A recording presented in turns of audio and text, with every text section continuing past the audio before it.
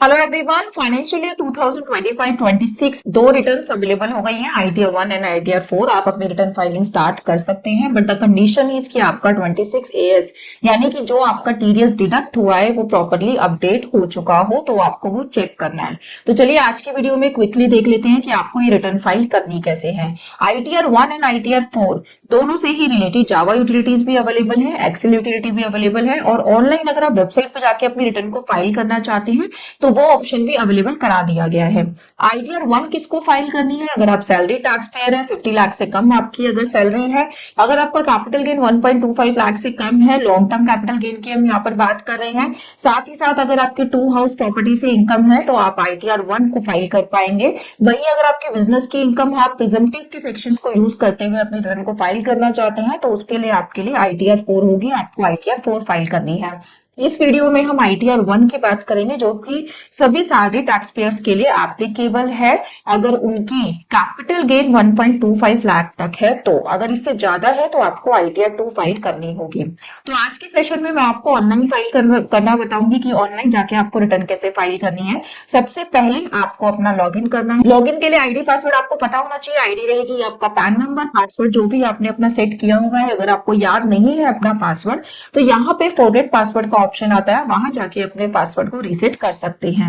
Login करने के बाद रिटर्न फाइलिंग के लिए सबसे पहले आपके पास 4 टाइप्स ऑफ डॉक्यूमेंट्स होने चाहिए। सबसे पहला, आपके एम्प्लॉयर ने जो आपको फॉर्म 16 प्रोवाइड किया है उसका पार्ट बी आपके पास होना चाहिए। दूसरा, आपके पास 26 एएस, एएस, टीएस की 3 चीजें होनी चाहिए। 26 एएस, एएस, टीएस आपको कहां से मिलेगा सबसे पहले वो देख लेते हैं। उसके लिए जब आपने अपना लॉगिन किया आपको ई फाइल में जाना है, इनकम टैक्स रिटर्न में जाना है। यहाँ पे देखिए व्यू फॉर्म 26 एएस का ऑप्शन आ रहा है। जब आप इसको क्लिक करेंगे तो ये आपको नेक्स्ट वेबसाइट पे शिफ्ट कर देगा, वहां से आपको इसको प्रोसीड करना है और अपना 26 ईयर्स जो फाइनेंशियल ईयर जो असेसमेंट ईयर 2026-27 के लिए यूज होना है उसको यहाँ से आपको एक्सट्रैक्ट कर लेना है, एक्सपोर्ट कर लेना है। यहाँ से हो गया आपका 26 ईयर्स। जब आप एआईएस निकालेंगे अगेन आपको इनकम टैक्स रिटर्न में जाना है और यहाँ से आप व्यू एनुअल इंफॉर्मेशन स्टेटमेंट में जाएंगे। यहाँ से फिर आपको दूसरी वेबसाइट पे रूट कर दिया जाएगा, आपको जाना है एआईएस में और यहाँ से चेक कर लेना है कि कौन सा फाइनेंशियल ईयर आपका सिलेक्टेड है। आपको फाइनेंशियल ईयर 2025-26 की ही इंफॉर्मेशन चाहिए। अब यहाँ से आप अपना टीआईएस भी डाउनलोड कर सकते हैं और एआईएस भी डाउनलोड कर सकते हैं। ये दोनों बहुत ही इंपॉर्टेंट डॉक्यूमेंट है, आपको अपनी रिटर्न फाइलिंग करने से पहले इनको डाउनलोड करके रखना है, क्योंकि इन्हीं डॉक्यूमेंट से पता लगेगा कि आपकी और सोर्स ऑफ इनकम क्या है या फिर और क्या इन्फॉर्मेशन ऐसी है जो डिपार्टमेंट के पास ऑलरेडी अवेलेबल है, जिसको देखते हुए रिटर्न आपको अपनी फाइल करनी है, सो दैट फ्यूचर में आपको नोटिस फेस ना करनी पड़े। अगेन हमने अपने तीनों डॉक्यूमेंट्स डाउनलोड कर लिए हैं। ये है मेरे तीनों डॉक्यूमेंट, ये है मेरी क्लाइंट का 26 एएस, ओके, ये है हमारा एआईएस, टीआईएस, एआईएस और ये है हमारा टीआईएस। टीआईएस और एआईएस ऑल टुगेदर सेम चीज ही होती है, बस एआईएस में उसको डिटेल में मेंशन किया गया होता है, टीआईएस में उसकी समरी फॉर्म होती है कि अगर आप इतना टाइम नहीं लगाना चाहते, आपको क्विकली जानना है कि मेरे सामने इंफॉर्मेशन क्या क्या अवेलेबल है, तो आप टीआईएस चेक कर सकते हैं। बट मान लीजिए उस इंफॉर्मेशन में आपको कोई डाउटफुल इंफॉर्मेशन लग रही है, आपको उसको डीपली चेक करना है, तो उस केस में आपको एआईएस में जाके देखना पड़ता है कि वो कौन सी पर्टिकुलर इंफॉर्मेशन है जो उसमें शो हो रही है। तो ये थे मेरे तीनों डॉक्यूमेंट। अगेन अब हम रिटर्न फाइलिंग की वेबसाइट पे जाएंगे। ये है हमारी रिटर्न फाइलिंग की वेबसाइट। रिटर्न फाइल करने के लिए आपको इनकम टैक्स रिटर्न में जाना है, फाइल इनकम टैक्स रिटर्न में जाना है। यहाँ से आपको असेसमेंट ईयर सिलेक्ट करने के लिए बोलेगा, आपको करंट ईयर अपना सिलेक्ट करना है। और अगर आप ऑनलाइन यानी कि इनकम टैक्स की वेबसाइट पर ही अपनी रिटर्न बना के अपलोड करना चाहते हैं तो आपको ऑनलाइन को सिलेक्ट करना है। और अगर आप अलग से किसी सॉफ्टवेयर का यूज कर रहे हैं या फिर डिपार्टमेंट की यूटिलिटी का यूज करके अपनी रिटर्न को बना रहे हैं फिर यहाँ पे अपलोड करेंगे तो आपको ऑफलाइन का यूज करना है। आज हम ऑनलाइन रिटर्न की बात कर रहे हैं तो हमने यहाँ पे ऑनलाइन क्लिक किया, देन कंटिन्यू। कंटिन्यू करने के बाद आपको स्टार्ट न्यू फाइलिंग पे जाना है। यहाँ पे आप इंडिविजुअल है, एचयूएफ है, अदर है, उसके अकॉर्डिंग आपको क्लिक करके आगे प्रोसीड करना है। प्रोसीड करने के बाद आपको अपना आईटीआर फॉर्म सिलेक्ट करना है। अभी 2 ही आईटीआर फॉर्म यहाँ पे अवेलेबल हुए हैं तो हम आईटीआर 1 की बात कर रहे हैं। अगेन ये आपको रिमाइंडर देगा कि किसके लिए आईटीआर 1 एप्लीकेबल है। तो आप फाइलिंग स्टार्ट करने से पहले ये जो इन्होंने इंटीमेशन दी है इसको एक बार प्लीज चेक कर लीजिए कि अगर आपकी इनकम इन सब में फॉल कर रही है तो आप आईटीआर 1 के लिए जाइए, अदरवाइज आपके लिए डिफरेंट फॉर्म फाइल होगा। यहाँ से हम गए आईटीआर 1 में, ये हमने ओके कर दिया। Let's get started. स्टार्ट करने के बाद अभी आपसे सबसे पहले पूछेगा कि आप रिटर्न फाइल क्यों कर रहे हैं। आपके एग्जामिशन लिमिट से ज्यादा इनकम है, यानी कि न्यू टैक्स रिजीम की बात करूं तो 4 लाख रुपीज से अगर आपकी इनकम ज्यादा है तो आप रिटर्न फाइल कर रहे हैं, या फिर आपके खर्चे इस तरीके से है कि आपको रिटर्न फाइल करनी इंपॉर्टेंट है as per 7th provision of section 139(1), तो आपको उसके अकॉर्डिंग सिलेक्ट करना है। मेरे केस में मेरी एग्जामिशन लिमिट से ज्यादा इनकम है तो मैंने फर्स्ट ऑप्शन क्लिक किया। Most of the tax payer को फर्स्ट ऑप्शन ही क्लिक करना है। Then continue. कंटिन्यू करने के बाद आपको इस तरीके की एक टेबल मिलेगी। अब आपको करना क्या है, 1 बाय 1 इन टेबल्स को कंप्लीट करना है और आप नेक्स्ट टेबल पे स्विच होते रहेंगे। बहुत ही सिंपल प्रोसेस है रिटर्न फाइलिंग का। तो यहाँ पे सबसे पहला जो कॉलम है वो है आपकी पर्सनल इंफॉर्मेशन से रिलेटेड। जब आप इस पे क्लिक करेंगे तो इसमें आपका एड्रेस, पैन नंबर, आधार नंबर, ये सब मेंशन होगा। अपार्ट फ्रॉम दिस आप कौन सी सेक्शन में अपनी रिटर्न को फाइल कर रहे हैं वो सेक्शन आपको डालना होगा। आप न्यू रिटर्न में, न्यू टैक्स रिजीम में कर रहे हैं, ओल्ड टैक्स रिजीम में कर रहे हैं, या फिर आपकी बैंक की डिटेल्स, ये सारी इंफॉर्मेशन आपको अपने पर्सनल इंफॉर्मेशन में मिल जाएगी। ऊपर मेरा सारा डाटा पर्सनल डिटेल से रिलेटेड था। कॉन्फिडेंशियलिटी को मेंटेन करते हुए वो मैं डिस्क्लोज नहीं कर सकती। तो यहाँ पे आपको अपना सेक्शन सिलेक्ट करना है, कौन से सेक्शन में आप रिटर्न फाइल कर रहे हैं। अगर आप ड्यू डेट से पहले यानी कि 31 जुलाई से पहले रिटर्न फाइल कर रहे हैं तो आपको 139(1) सिलेक्ट करना है। अगर आप 31 जुलाई के बाद बिलेटेड रिटर्न फाइल करेंगे आपको 139(4) सिलेक्ट करना है। अगर आप रिवाइज कर रहे हैं 139(5) सिलेक्ट होगी, और अगर आप ITR यू फाइल कर रहे हैं तो 139(8A) आपको सिलेक्ट करना होगा। इसके अलावा अगर आपको नोटिस आया है, नोटिस के अगेंस्ट आप अपनी रिटर्न को फाइल कर रहे हैं, तो आपको ये टैब ओपन करनी है और रिस्पेक्टिव सेक्शन को क्लिक करना है जिस भी सेक्शन में आपको नोटिस रिसीव हुआ है।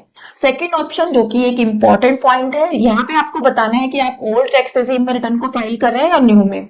ओल्ड टैक्स रिजीम में आप सभी तरीके की रिडक्शंस और एग्जेम्पशंस को क्लेम कर सकते हैं, बट न्यू में आप नहीं कर पाएंगे।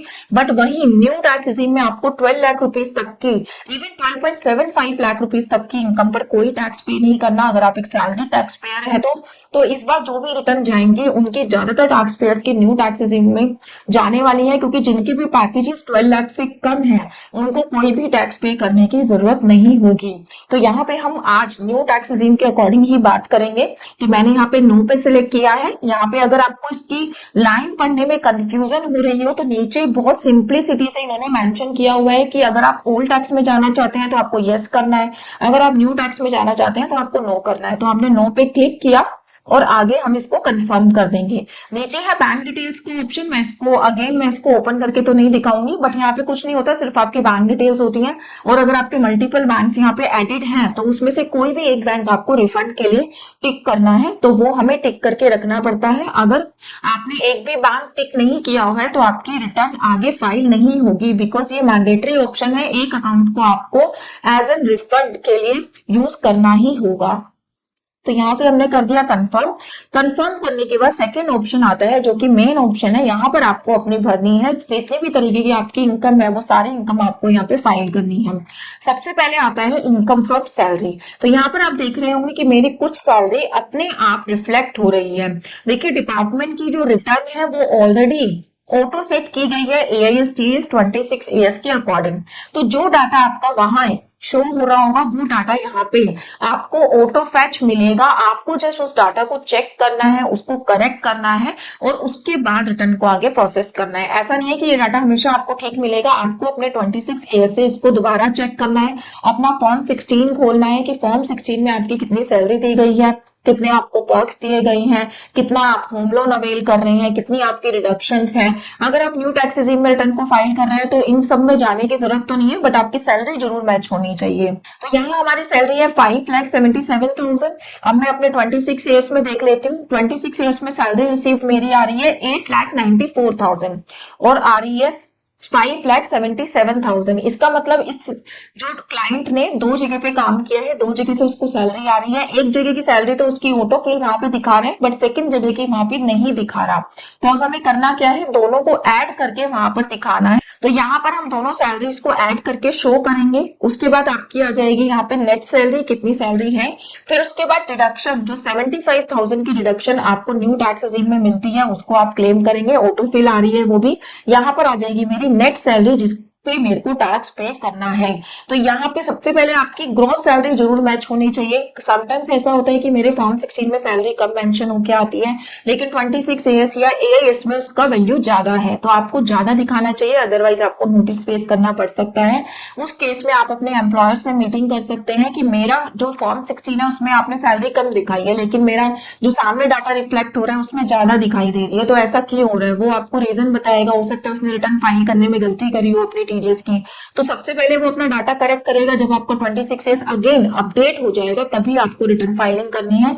अगर आपको लग रहा है कि नहीं वो डाटा अपडेट करने में टाइम लगाएगा, तो फॉर द टाइमिंग आप इस रिटर्न को इस तरीके से फाइल कर सकते हैं, जो भी इंफॉर्मेशन आपके पास अवेलेबल है उसके बाद आपको रिटर्न को रिवाइज करना होगा, अदरवाइज आपको नोटिस फेस करना पड़ सकता है। तो आपकी सैलरीज हर जगह पे मैच होनी चाहिए, आपके फॉर्म 16 से, 26 एएस से, एआईएस टीआईएस से, अदरवाइज नोटिस आएगा ही आएगा। नेक्स्ट ऑप्शन है इनकम फ्रॉम हाउस प्रॉपर्टी। यहाँ पर अगर आपका कोई होम लोन चल रहा है तो उसका इंटरेस्ट आ जाएगा, अगर आपको कोई रेंटल इनकम आ रही है तो वो आ जाएगा। तो अगर आप ओल्ड टैक्स रिजीम में रिटर्न को भर रहे हैं तो आप जो होम लोन का इंटरेस्ट है उसकी रिबेट क्लेम कर पाएंगे, लेकिन न्यू टैक्स रिजीम में हम इस रिबेट को क्लेम नहीं कर सकते, तो इसलिए ऑप्शन को हम इसको क्लिक नहीं करेंगे। अगर आप भरना चाहते हैं तो यहाँ पर आपको इन्फॉर्मेशन डालनी होती है कि कितना आपको रेंट रिसीव हो रहा है और कितना आपने जो है टैक्स पे करा है, यानी कि हाउस टैक्स वगैरह पे करा है। टोटल अमाउंट यहाँ पे आ जाएगा। 30% की आपको रिबेट मिल जाती है रेंटल इनकम से, तो वो ऑटोमेटिकली यहाँ पे कैलकुलेट होके आएगी, और नेट हाउस प्रॉपर्टी से इनकम जो आ रही है आपको वो आपके ग्रॉस टोटल इनकम में ऐड होके उसके ऊपर टैक्स लगेगा। इसमें आप मैक्सिमम 2 प्रॉपर्टीज को ऐड कर सकते हैं आईटीआर 1 के लिए। अगर एक प्रॉपर्टी की डिटेल के बाद आपको सेकंड प्रॉपर्टी की भी डिटेल डालनी है तो आपको ऐड अनदर करना है और वहां पे आप सेकंड डिटेल अपनी डाल सकते हैं। अब थर्ड पॉइंट है हमारा income from other source. Income from other source का मतलब है जो आपके फिक्स डिपॉजिट्स के इंटरेस्ट है, पोस्ट ऑफिस के इंटरेस्ट है, जो आपके सेविंग बैंक के इंटरेस्ट है, ये सारे इंटरेस्ट यहाँ पर आपको डालने हैं। यहाँ पे कुछ इंटरेस्ट इनकम जिसके ऊपर टीडीएस डिडक्ट हुआ है या फिर जो एएसटीएस में रिफ्लेक्ट हो रहे हैं वो इंटरेस्ट इनकम आपको ऑलरेडी यहाँ पे मेंशन होगी। अगेन आपको चेक करना है कि ये ठीक है या नहीं है, और अगर आप इसमें और इन्फॉर्मेशन डालना चाहते हैं तो यहाँ पे ऐड करके आप यहाँ से नेचर ऑफ इनकम, लाइक आपका सेविंग का इंटरेस्ट है, बैंक का इंटरेस्ट है, फैमिली पेंशन है, आपकी डिविडेंड इनकम है, अक्रूड इंटरेस्ट है, तो यहाँ से जो भी ऑप्शन आपके ऊपर एप्लीकेबल होता है वो आपको सिलेक्ट करना है और यहाँ पे वो इनकम आपको डाल देनी है। नेक्स्ट ऑप्शन है आपकी एग्जेम्प्ट इनकम से रिलेटेड, जैसे कि आपकी एग्रीकल्चर इनकम है। अगर सैलरी वाले केस में आप 5000 से ज्यादा एग्रीकल्चर इनकम आप एग्जेम्प्ट में नहीं डाल सकते, इससे अगर आपकी ज्यादा इनकम है तो उसके ऊपर आपको टैक्स पे करना होता है। अपार्ट फ्रॉम दिस अगर आपका पीएफ का इंटरेस्ट है जो कि एग्जेम्प्ट नेचर का है तो आप यहाँ पर अपनी एग्जेम्प्ट इनकम को मेंशन कर सकते हैं, लाइक एग्रीकल्चर इनकम, पीएफ की इनकम, और भी इनकम्स यहाँ पे मेंशन की गई है, लाइक आप एलआईसी का मैच्योरिटी हुआ है जो कि एग्जेम्प्ट नेचर का है, वो आप यहाँ पे सिलेक्ट करके डाल सकते हैं। तो इस तरीके से आपको रिस्पेक्टिव ऑप्शन सेलेक्ट करना है और इस इनकम को यहाँ पे डाल देना है। तो इनकम फ्रॉम अदर सोर्स और एग्जेम्प्ट इनकम डालने के बाद जो लास्ट टैब आपको फिल करनी है वो है लॉन्ग टर्म कैपिटल गेन की, जो कि आपका एग्जेम्प्ट नेचर का है, यानी कि अगर आपकी इनकम 1.25 लाख से कम है तो उसके ऊपर आपको टैक्स पे करना नहीं पड़ता, अगर 1.25 से ज्यादा है तो आपको टैक्स पे करना होता है। लास्ट टू लास्ट ईयर से पहले क्या होता था कि अगर मेरे को 500 या 200 का भी लॉन्ग टर्म कैपिटल गेन हो रहा है तो मुझे आईटीआर 2 भरनी पड़ती थी, जो कि बहुत एक लेंथी आईटीआर है। तो डिपार्टमेंट ने क्या करा, 1.25 लाख तक की इनकम का ऑप्शन यहीं पर ही दे दिया कि आप यहीं से ही अपनी रिटर्न को फाइल कर सकते हो, आपको लेंथी प्रोसेस में जाने की जरूरत नहीं है, क्योंकि अल्टीमेटली 1.25 लाख तक तो आपको कोई टैक्स पे ही नहीं करना। तो आपको जस्ट आपको यहाँ पे क्या डालना है, आपके जो भी म्यूचुअल फंड या शेयर्स आपने सेल करे हैं उनका टोटल सेल कंसिडरेशन डालना है, आपने कितने का उनको एक्वायर किया था वो अमाउंट आ जाएगा। तो long term capital gain as पर सेक्शन 112A आपके यहाँ पे कैलकुलेट होके आ जाएगी। ये जब पूरा फॉर्म आपको फिल हो जाएगा आपको कंफर्म करना है। तो ये आपकी सेकंड टाइप फिल हो चुकी है। अब आप आएंगे थर्ड टाइप में। थर्ड टाइम में आप देखेंगे कि आपको ज्यादा डिडक्शंस नहीं मिलेगी, क्योंकि मैंने न्यू टैक्स रेजिम को सिलेक्ट किया है। सिर्फ एक 80 CCD 2 यानी कि जो आपके एम्प्लॉयर का कंट्रीब्यूशन होता है एनपीएस में वो आपको मिल जाता है न्यू टैक्स रेजिम में भी। तो उसका ऑप्शन ये दे रहे हैं कि आप यहाँ पे डाल सकते हैं कंट्रीब्यूशन, तो अग्निपथ स्कीम आप यहाँ पे डाल सकते हैं, या फिर कोई और डिडक्शन जो अगर अलाउ है इन्वेस्टमेंट बेसिस पर, वैसे कोई और डिडक्शन अलाउ नहीं होती न्यू टैक्स रेजिम में, तो वो यहाँ पे आप डाल के इसको फिल कर सकते हैं। थर्ड भी हमारा फिल हो गया है। अब आते हैं टैक्स पेड में। टैक्स पेड एक इंपॉर्टेंट टैब है जो आपको फिल करना है। यहाँ पे 2 चीजों का ध्यान रखना है कि जो आपका टीडीएस 26 ईयर्स में रिफ्लेक्ट हो रहा है वो यहाँ पे ऑटो फैच होके आएगा, वो मैच कर रहा है नहीं कर रहा वो आपको चेक करना है। प्लस अगर ड्यूरिंग द ईयर आपने एडवांस टैक्स पे किया है तो वो भी यहाँ पर ऑटो फैच होके आएगा। उसकी डिटेल भी आपको चेक कर लेनी है कि सही है या नहीं है। और अगर रिटर्न फाइलिंग के टाइम पर आपकी कोई लाइबिलिटी निकल के आई, लाइक मैंने पूरा रिटर्न का फॉर्म भर दिया, लास्ट में मेरी कोई लाइबिलिटी निकल के आई, तो उस लाइबिलिटी को भी मुझे पे करना है। पे करने के बाद हमारे दिमाग में आता है कि पेमेंट तो हमने कर दिया, अब हमें इसको कहीं दिखाने की जरूरत नहीं है, जो कि गलत है। आपको पेमेंट करने के बाद टैक्स पेड वाले ऑप्शन में आना है। यहाँ पर ऑप्शन दिया गया है advance tax and self assessment tax payment. यहाँ पे आपको ऐड करना है जितना भी आपने अमाउंट अभी रिटर्न फाइलिंग के टाइम पर पे किया है, क्योंकि ये आपका ऑटो फैच नहीं आएगा। ये जब आएगा जब आपके पेमेंट को 10 से 15 दिन हो चुके होंगे, फिर भी आपको चेक जरूर करना है कि ये आ रहा है या नहीं आ रहा है। तो यहाँ पे आपको बीएसआर कोड, जिस दिन पे आपने पेमेंट कराई है उस दिन, उसका serial number, tax paid proper यहाँ पे मेंशन करना है। कोई भी इंफॉर्मेशन गलत नहीं होनी चाहिए। अगर गलत हुई तो वो आपके 26AS या फिर जो आपने पेमेंट कराई है वहां से रिकनसाइल नहीं हो पाएगा और आपको डिमांड का नोटिस आ जाएगा।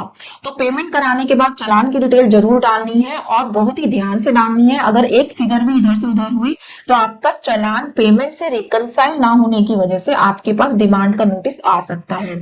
तो ये सारी डिटेल डालने के बाद लेट सपोज ये टैब भी मेरी कंप्लीट हो गई है, ये सारी टैब्स हो गई है हमारी कंप्लीट। अब हमें अपनी फाइनल लायबिलिटी को चेक कर लेना है। यहाँ पे देखिए पूरा इसमें इंफॉर्मेशन आ रही है कि आपकी कितनी ग्रॉस टोटल इनकम है, कितनी आपका टैक्स बनता है। इसके ऊपर लेट सपोज मेरा 5139 रुपीज का टैक्स बन रहा है। ठीक है, इस पे इंटरेस्ट अभी हमारा कुछ भी कैलकुलेट नहीं हो रहा है, क्योंकि हम ऑन टाइम अपने रिटर्न को फाइल कर रहे हैं। ना तो 234A का लगेगा, ना B का लगेगा, ना C का लगेगा, कोई इंटरेस्ट यहाँ पे नहीं लग रहा है।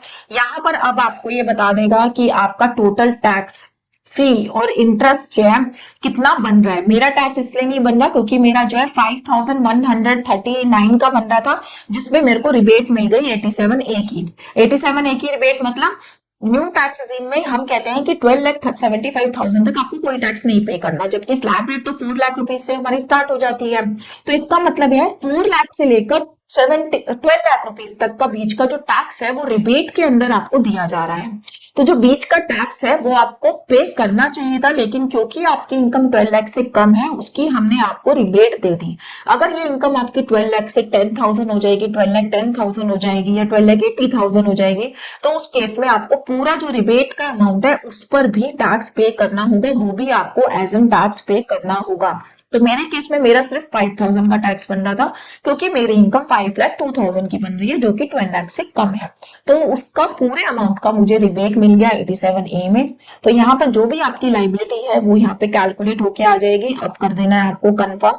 सारी टैब्स आपकी फिल हो चुकी है। यहाँ पर अब आपको अपनी पूरी रिटर्न चेक करनी है प्रीव्यू में कि आपने क्या क्या फिल किया है, कैसे कैसे आपका टैक्स बन रहा है। और आपका अमाउंट जो है पेबल नहीं बन रहा, रिफंड बन रहा है, क्योंकि आपने टैक्स पे कर रखा था एज एन टीडीएस 92,000 का। आपकी टैक्स लायबिलिटी फर्दर कोई बनी नहीं, तो 92,000 का ही आपका रिफंड बन रहा है। अगर आपका रिफंड बन रहा हो तो रिटर्न को अपलोड करने से पहले एक बार फिर से बैंक डिटेल्स में जाकर चेक करिए कि आपका कौन सा बैंक रिफंड के लिए सिलेक्टेड है और वो बैंक आपका वैलिडेट है या नहीं है। अगर बैंक वैलिडेट नहीं हुआ तो आपका रिफंड अकाउंट में क्रेडिट नहीं होगा, वो रोक दिया जाएगा, क्योंकि आपका बैंक वैलिडेट नहीं है। तो सबसे पहले रिटर्न अपलोड करने से पहले आपको अपना बैंक वैलिडेट करना है। कैसे करना है उसके ऊपर एक ऑलरेडी वीडियो अवेलेबल है, लिंक आपको शेयर कर दिया जाएगा।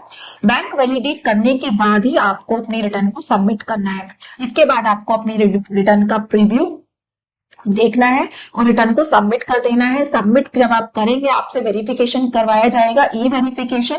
आधार वाले ऑप्शन को सिलेक्ट करके आपके पास आधार पे एक ओटीपी आएगा, उसको डालना है और आपकी रिटर्न सक्सेसफुली सबमिट हो जाएगी। तो ITR 1 आपका बहुत ही सिंपल प्रोसेस है फाइल करना। इस तरीके से आप अपनी ITR 1 फाइल कर सकते हैं। बस ध्यान रखिएगा कि आप जो डाटा डाल रहे हैं वो आपके AS, TAS, 26AS तीनों फॉर्म से मैच होना चाहिए, फॉर्म 16 से मैच होना चाहिए। अगर डिफरेंस आया तो वहां पे आपको नोटिस फेस करना पड़ सकता है। चालान की पेमेंट कराएं तो उसको जरूर मेंशन करिए टैक्स पेड में, और अगर रिफंड बन रहा है तो अपने अकाउंट को वैलिडेट जरूर कर लीजिए। इससे रिलेटेड अगर कोई क्वेरी है तो कमेंट सेक्शन में डाल के आप हमसे पूछ सकते हैं। इसी तरीके की इन्फॉर्मेटिव वीडियो के लिए टैक्स नोट को लाइक एंड सब्सक्राइब कर लीजिए। Thank you so much.